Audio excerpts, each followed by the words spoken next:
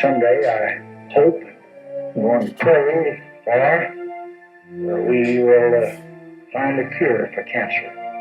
And I want it done in my time. The time has come in America, and the same kind of concentrated effort that split the atom and took man to the moon should be turned toward conquering this dread disease. In fact, it is now conceivable that our children's children will know the term cancer only as a constellation of stars. For the first time in human history, we can say with some measure of confidence that the war on cancer is winnable. It will launch a new effort to conquer a disease that has touched the life of nearly every American, including me, by seeking a cure for cancer in our time. By definition, leukemia is a cancer of blood-forming tissues hindering the body's ability to fight infection. Ancient physicians such as Galen believed that health came from the balance of four humors: choleric, phlegmatic, sanguine, and melancholy. Cancer was said to come from having an excess amount of the humor melancholy, or black bile. The theory of humorism had not been challenged until the 1530s when a physician named Andreas Vesalius began to dissect bodies in order to write books on human anatomy.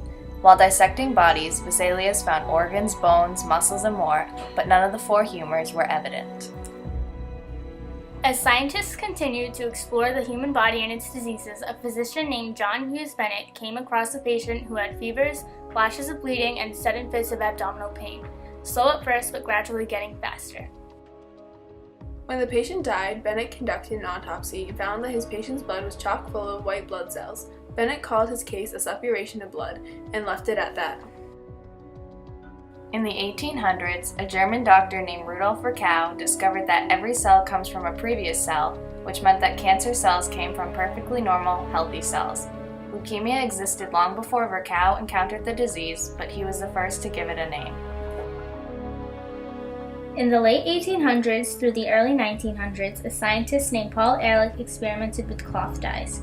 Ehrlich found that certain dyes only stained certain cells, and this caused him to suspect that specific chemicals could attack specific disease cells while leaving healthy cells alone. However, Ehrlich was unable to find a chemical that targeted cancer cells before his death. Also in the early 1900s, a scientist by the name of Marie Curie had encountered a way to isolate radium. This discovery spawned the radiation industry. Emil Grube explored this idea and was one of the first doctors to use radiation as a cure for cancer.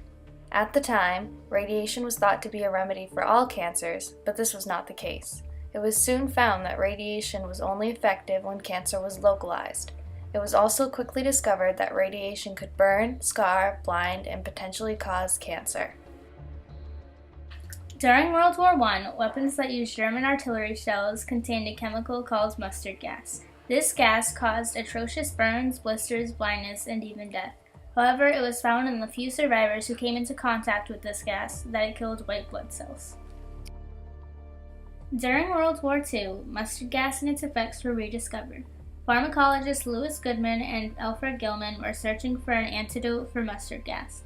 They stumbled into a record showing soldiers with a low count of white blood cells. They rediscovered that a chemical so harmful and so dangerous could be an essential piece to prolonging a life. If this chemical could destroy healthy white blood cells, mutated it may destroy cancerous ones. To explore this hypothesis, Goodman and Gilman needed to test it, but because of the ban on mustard gas, they had to experiment in secret. The two pharmacologists tested on a subject named JD. He was treated with what is now the basis of chemotherapy, substance X. Building off this, a prestigious chemist, Alexander Haddo, discovered the part of the chemical that was needed to kill cancer cells. He tested on rats and concluded that the chemical needed chlorine atoms to work. Haddo had sparked a revolution for cancer treatment, chemotherapy. Sidney Farber, or the father of chemotherapy, was a pediatric doctor who specialized in leukemia. Based on scientists' past discoveries, Farber concluded that gas could work for curing leukemia, but he wanted to try something less toxic. He explored many different theories until he encountered aminopterin. Aminopterin was an imitation of the folic acid for chemotherapy and used to decrease the cancer. Although, like past discoveries, the drug worked for a short period of time, then the disease came back, more resistant to the drug. Though cancer and leukemia research was now in full bloom, there was not a substantial amount of money in order to pay for this research. Sidney Farber worked with a socialite, Mary Lasker, in an attempt to fix this problem. Lasker was extremely devoted to finding new ways to pay for medical research because she saw it as necessary. A great deal more. I've heard you say several times, Mary, that private funds can never do the job. Well, private funds can help, and they can spark plug it. But actually, you have to have substantial funds that come from the Treasury that represent everybody's money. And believe it or not, the amount of money that's being spent for medical research is, well, it's just piddling. The Department of Defense spends 185 times more on defending us against dying from military attack than the federal government spends on research against the sure killers and cripplers of our people, like cancer and heart disease and arthritis and mental illnesses and a variety of other things. And you won't believe this, less is spent on cancer research than we spend on chewing gum. Farber and Lasker worked together to come up with new fundraisers in order to pay for medical research, and soon the Jimmy Fund was born. In order to do research, Farber needed funds, and Einar Gustafsson was his solution. Einar was known to the public as Jimmy, the face of the Jimmy Fund. The campaign was in an effort to raise funds for leukemia research.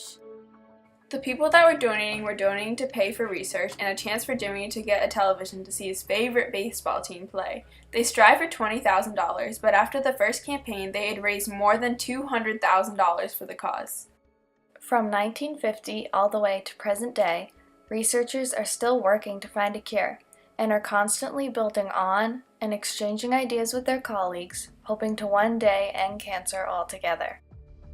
We're all building on other people, and so this is the hardest part, when you're sort of training to be a physician or a physician scientist, is that there's everything out there that's already been done for the last however many 100 years, and so what you're expected to do is kind of know everything that everybody else already tried and come up with new ideas from there. Over the years, scientists have become one step closer to curing cancer in hopes of one day having a 100% survival rate. President Obama declared in his State of the Union address, "For the loved ones we've all lost, for the families that we can still save, let's make America the country that cures cancer once and for all."